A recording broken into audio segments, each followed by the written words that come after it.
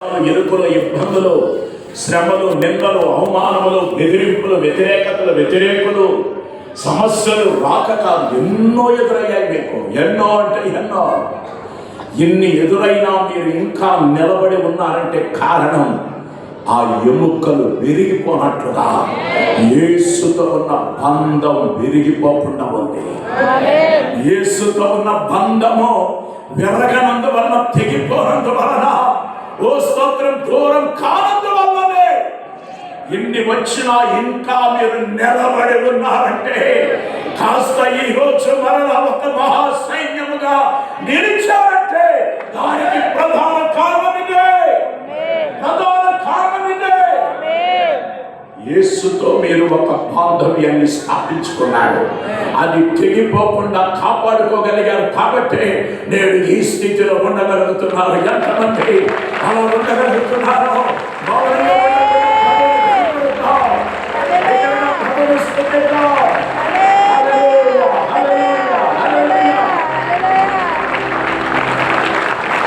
యేసుతో ఉన్న బంధం వెరగనంత వరకు నిరీక్షణకు ఆధారం ఉంది.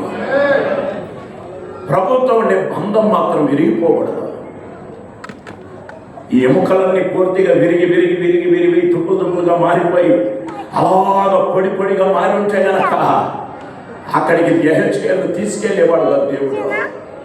అందుకే ఆశకు అవకాశం ఉంది. విరగనందువలన ప్రభుత్వం ఉండే బంధం ఇంకా పటిష్టపరచుకోండి.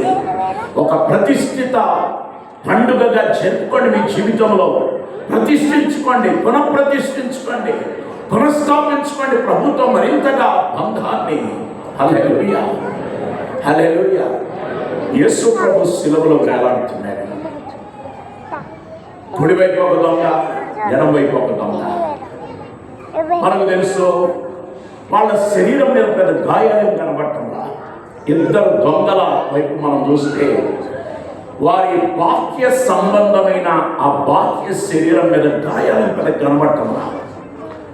వాళ్ళకు మహా అయితే చేతులకు కాళ్ళకు మేకులు యేసుకు గుచ్చబడినట్లుగా మాత్రమే వాళ్ళ చేతులకు కాళ్ళకు మేకులు గుచ్చబడి ఉన్నాయి.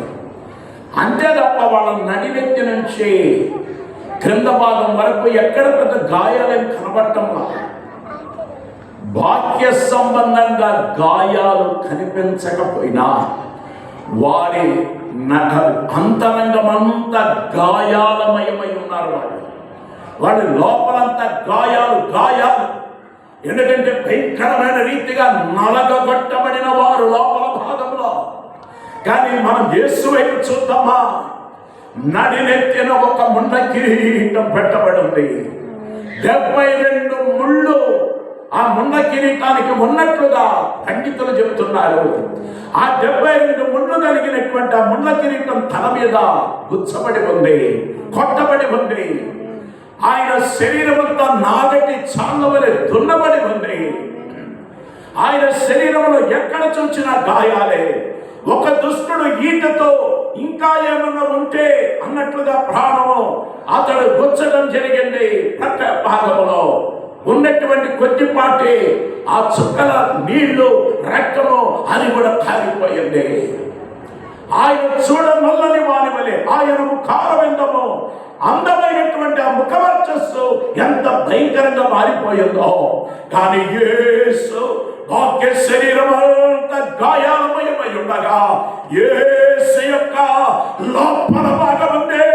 ఒక్క గాయం కూడా లేదు, ఒక్క ఎముక కూడా విరిగిపోలేదు.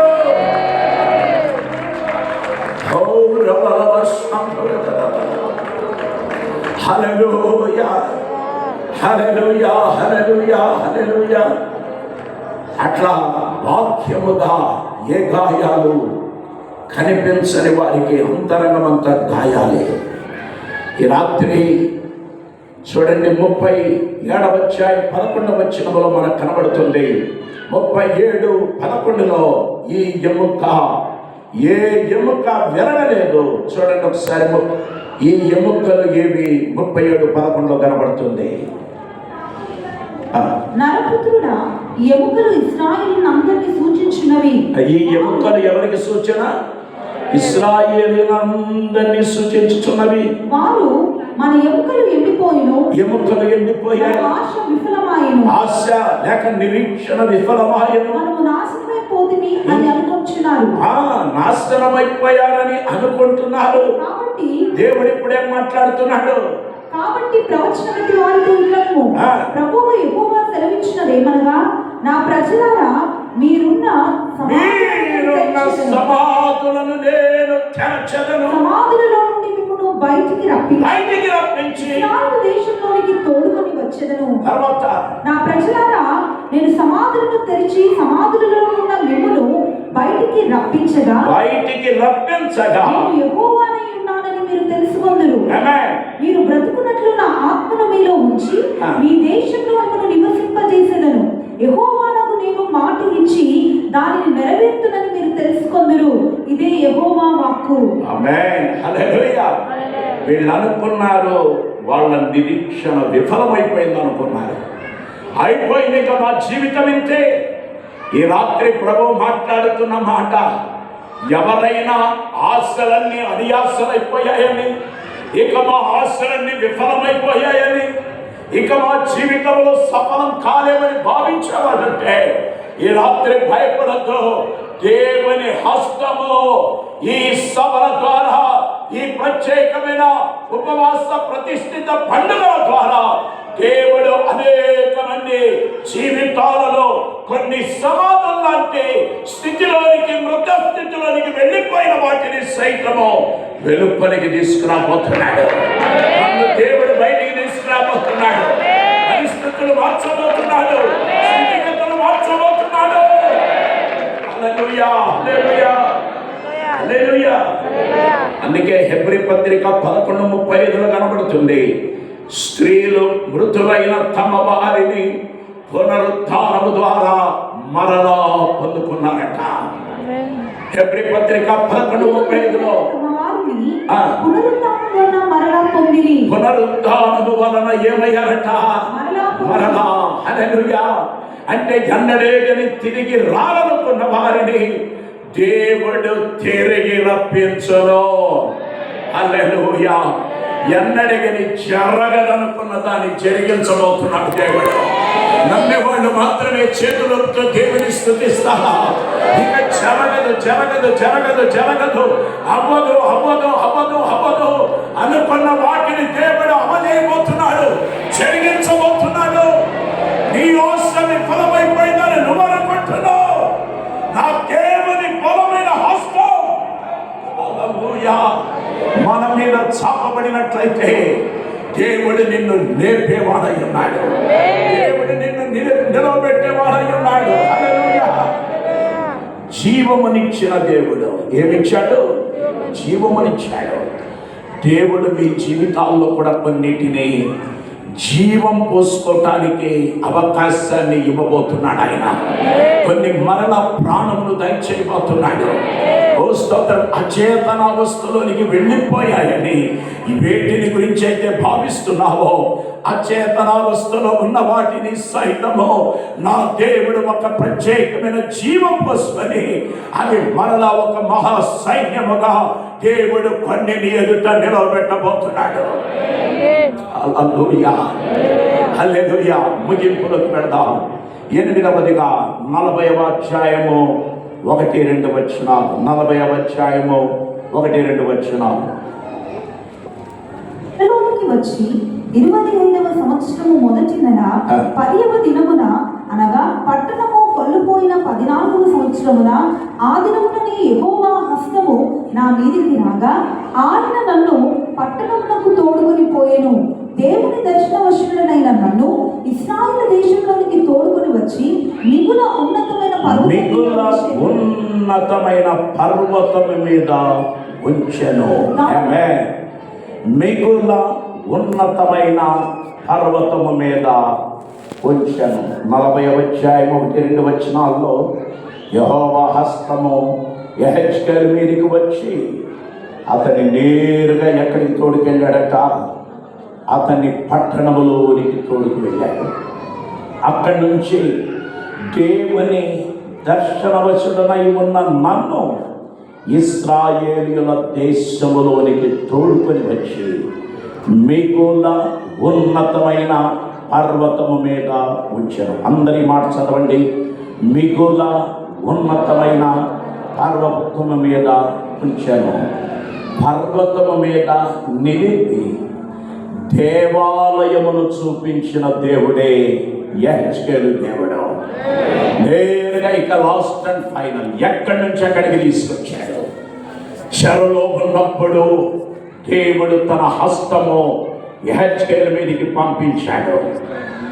జీవితంలో చెర అనుభవాలలో, నలగగొట్టబడిన అనుభవాలలో, బంధించబడిన అనుభవాలలో, స్వాతంత్రం లేకుండా, స్వేచ్ఛ లేకుండా ఉన్నటువంటి అనుభవాలలో కూడా దేవుడు వెలుపలికి తీసుకొచ్చిన దేవుడు.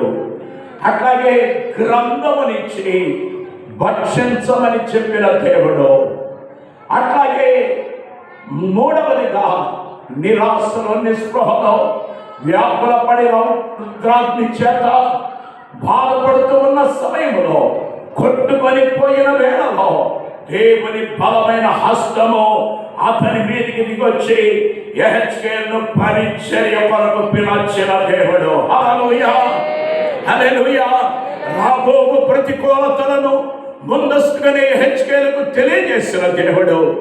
ఐదవదిగా మనం చూస్తే దేవుని మందిరము యొక్క లోపల భాగములో ఏం జరుగుతున్నాయో ఆ జరిగే వాటిని చూపించిన దేవుడు.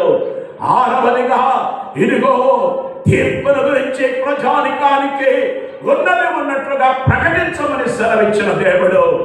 ఏడవదిగా ఎక్కడికి తీసుకెళ్ళాడంటే లోయలోనికి తీసుకువెళ్ళిపోయాడు.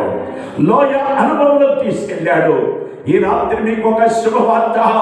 ఈ రోజు ఒకవేళ లోయ అనుభవంలో ఉంటే బాధపడద్దు, నీకొక ప్రమోషన్ రాబోతుంది. ఎంతమంది నమ్ముతున్నారో? ఎప్పుడు లోయ అనుభవం కాదు, ఎప్పుడు దిగువ స్థానంలోనే కాదు, ఎప్పుడు పతనావస్థలోనే కాదు, ఎందుకు నా జీవితం ఇలా అయిపోయిందని బాధపడే స్థితి కాదు. ఒకరోజు దేవుడు నీ స్థితిని మార్చబోతున్నాడు, పరిస్థితులను మార్చబోతున్నాడు. దేవుడు ఒక ఉన్నతమైన సియోనులోనికి తీసుకెళ్ళబోతున్నాడు, ఉన్నతమైన అనుభవంలోకి తీసుకెళ్తున్నాడు. హల్లెలూయా, హల్లెలూయా. యెహెజ్కేలు లోయలో నమ్మకంగా పనిచేశావు.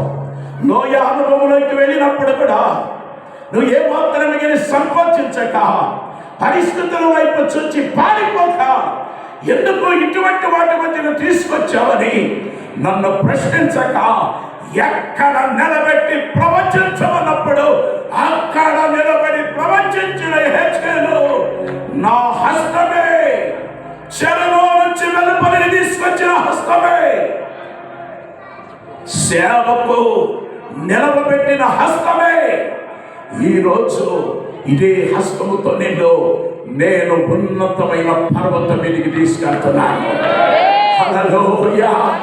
ఒక ఉన్నత అనుభవంలోనికి ఈ నెల రోజుల లోపుగా దేవుడు అనేక మందిని తీసుకెళ్ళబోతున్నాడు, అనేక మందిని తీసుకెళ్ళబోతున్నాడు.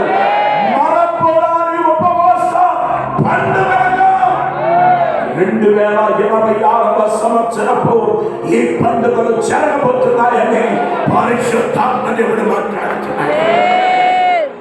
హల్లెలూయా, హల్లెలూయా. చూడండి, 7వ పాయింట్లో లోయ అనుభవం అయితే 8వ పాయింట్లో ఉన్నతమైన అనుభవం. ప్రైజ్ ది లార్డ్, హల్లెలూయా. ఉన్నతమైన అనుభవం పోవాలంటే ఎన్నో మెట్లు ఎక్కవలసి ఉంది. నా దేవుడు అనేక మెట్ల గుండా నిన్ను ఎక్కించబోతున్నాడు. ఎంతమంది నమ్ముతున్నారు ఈ రాత్రి? అనేక స్టెప్స్ నువ్వు ఎదగబోతున్నావు, అనేక మెట్లను దేవుడు